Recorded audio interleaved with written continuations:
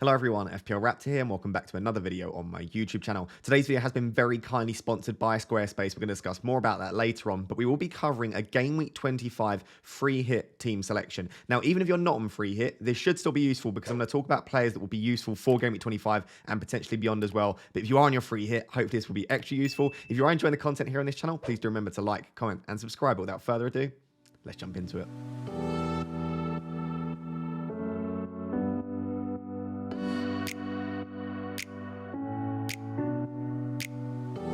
So before we actually jump into the team and look at the team that I would pick if I were on a free hit in Game Week 25, I thought I'd just briefly discuss the pros and cons, just in case you are someone that's watching this and thinking, do you know what, there's a chance I play the free hit, but I've not fully committed. And I'll be completely honest, I would not disregard a free hit in Game Week 25. It's a blank and a double, which is absolutely amazing because you get the pros of playing in a blank plus the pros of playing in a double.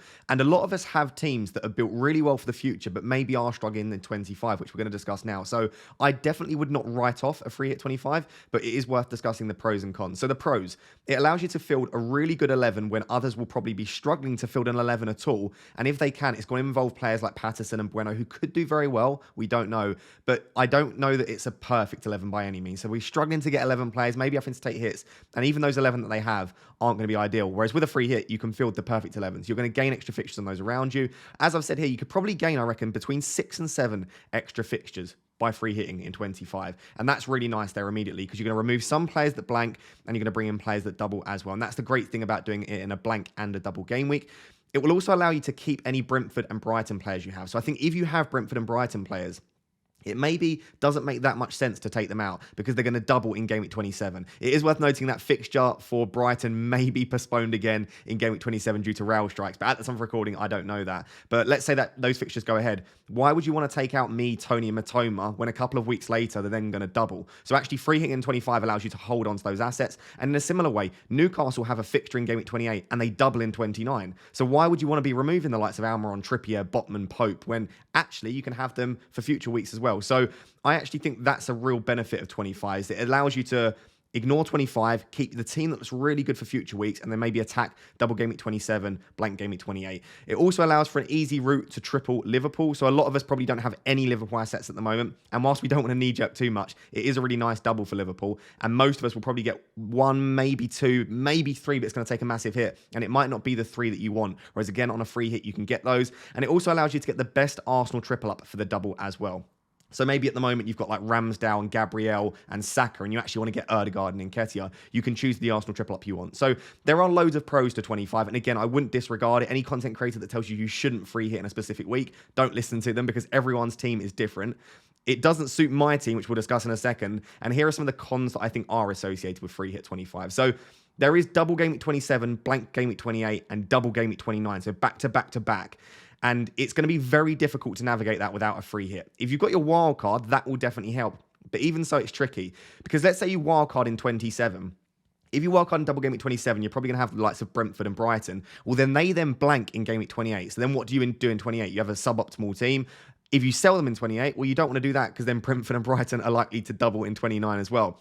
And so the issue that we've got is that blank 28 and double 29 are almost like against each other. So some of the teams that blank in 28, that fixture that blanks in 28 will then double in 29. So it's very difficult to try and navigate that without a free hit. And as a result, I think a lot of people will look at free hitting in either 28 or 29 to help deal with that sort of comparison between the two and the fact that you can't have an ideal team for both weeks without the free hit. Hopefully that makes sense. Even if you feel like you can, we then have the issue of blank Game Week 32, which again looks like, whilst it's going to be a smaller blank game week than Game Week 28, it looks like it could be a trickier game week to navigate. We don't know all of the fixtures at the moment. It depends on progression in the FA Cup, but that could be a relatively tricky double to blank to navigate. And as a result, you might even want to keep it for blank Game Week 32. All of that aside, though, the other thing you need to think about is if Liverpool do play in 28, which is again is dependent on the result between Fulham and Leeds in the FA Cup. If they do play in 28 and you're not planning on wildcarding in 27, you're probably going to want the Liverpool assets long term. So let's say you free hit to bring in triple Liverpool, but Liverpool actually play in 28. Well, then you're probably going to want to bring Liverpool players in. So all you're going to do is you're going to be behind on transfers in comparison to other players.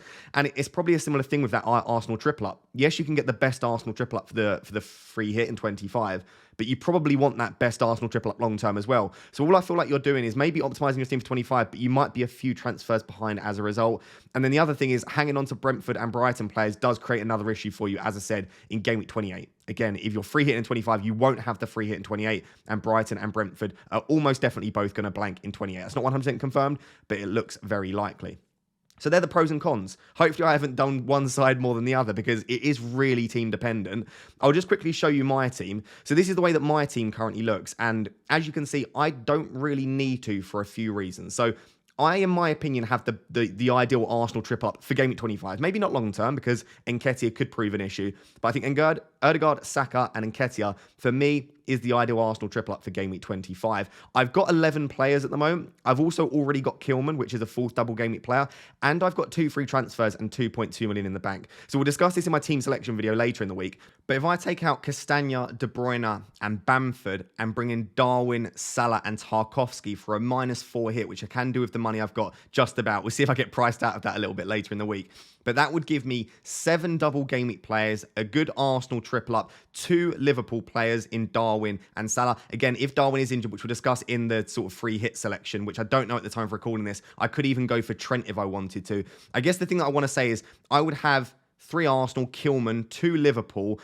Outside of that, it would be Haaland, Andreas, James and Edison. So not ideal for outside of that. But am I that far off a free hit? And I think the answer to that is probably no. Yes, I would prefer to have a free hit, but I don't feel like the free hit is gaining that much on me. And I feel like a nice exercise sometimes is to look at what your team would look like if you didn't use the free hit and you used transfers instead, if you took a hit and say, right, this is the team that I would have for a -4.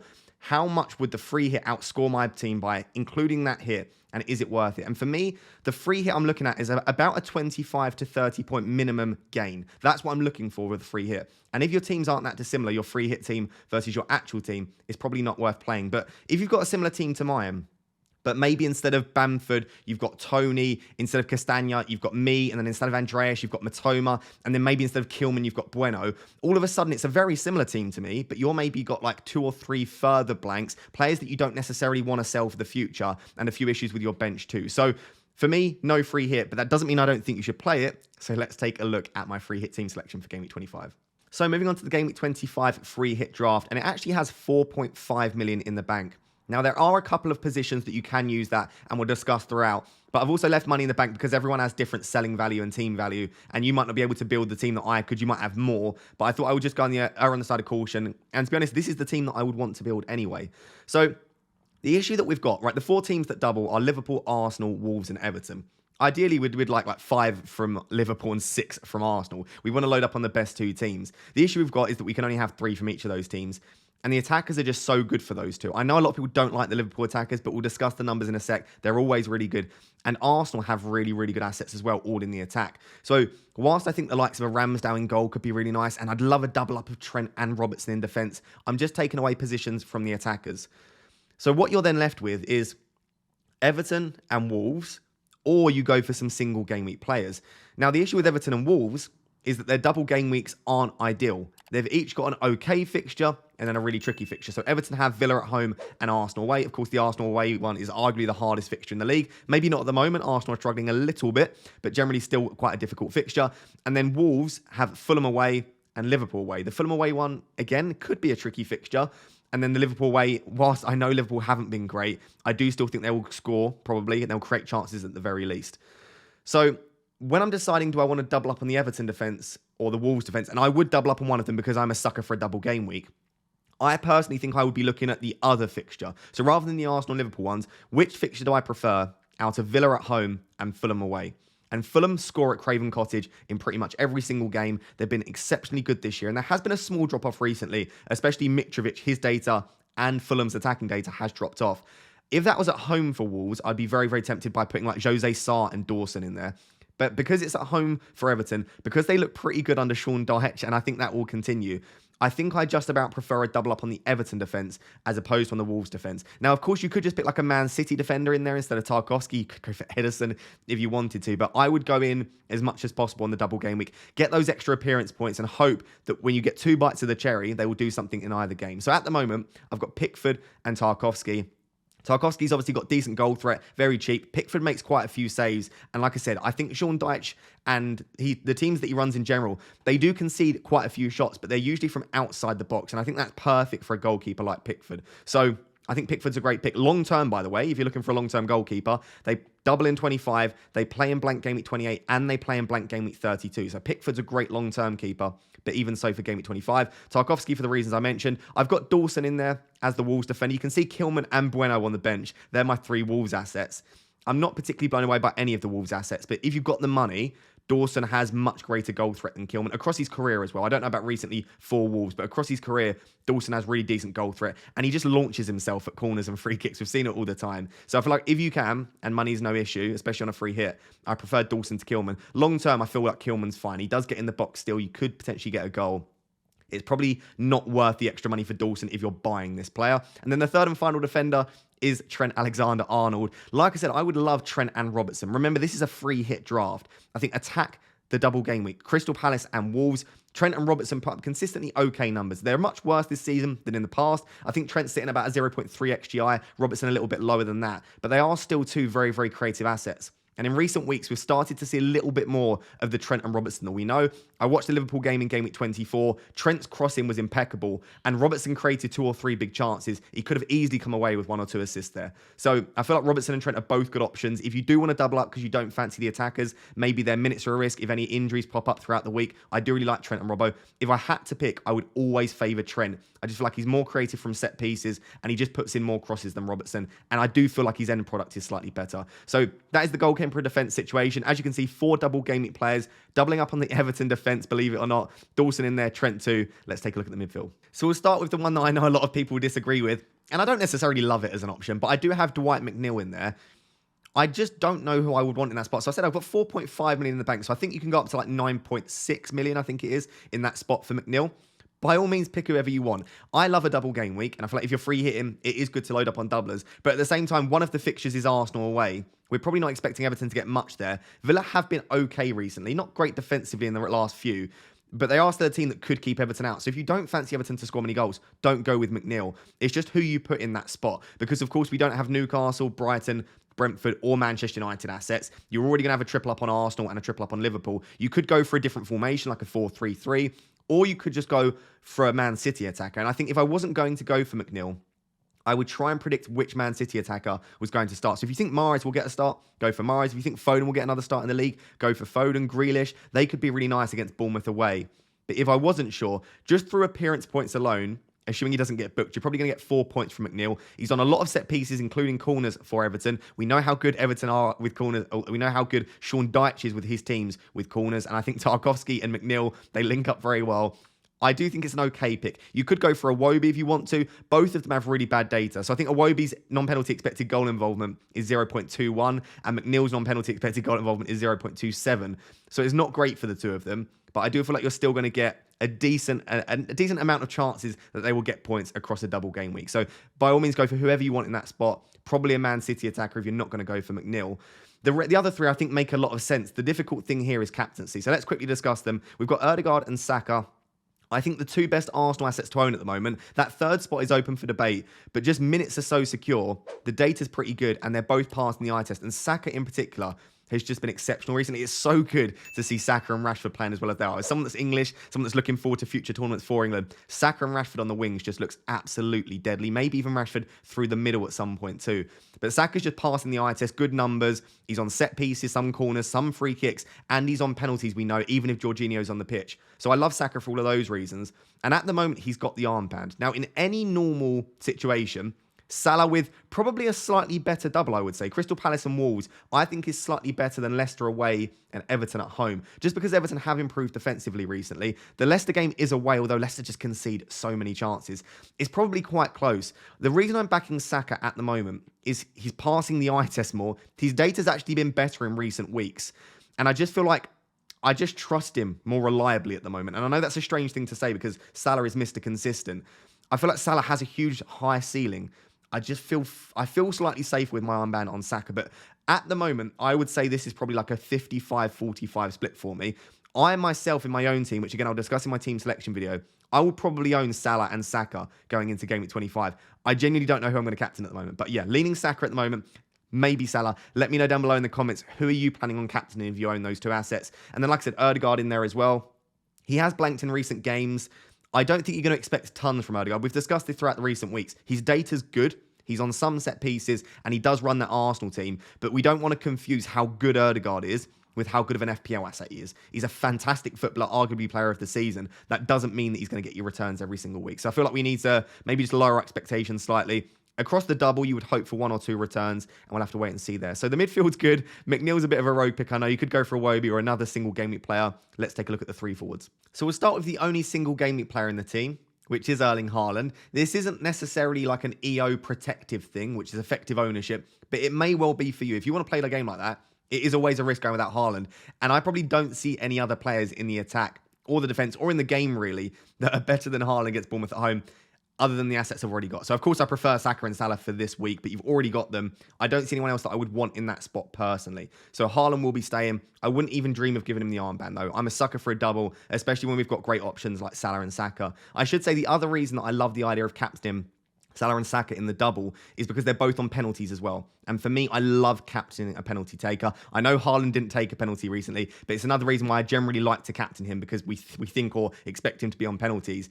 I love Nketiah and Darwin, as we'll discuss in a second, but that addition of penalties is just so nice because Saka and Salah could be terrible in the double, maybe get hooked early, which we don't expect. All they need is 1 penalty. They might pick up some bonus, and they're coming away with 10 points despite playing poorly. And we've seen that in the past with Salah as well. Salah sometimes doesn't have a great game, but will come away with 7, 8, 9 points just through getting a penalty. So that's why I like the idea of captaining one of those two. So alongside Haaland, I do have Nketiah and Darwin. These are 2 players that are XG merchants. They're putting up really good data consistently, but not finishing their chances. Darwin did recently finish one, and Nketiah did start to, but now he's started to miss a lot of big chances. And I know as a result, these are 2 players that a lot of people won't like, and that's absolutely fine. Like, play your own game, pick the players that you want. But I feel like in a double game week, which they have for Liverpool and Arsenal, such great fixtures, they are the 2 best assets to own for me up top.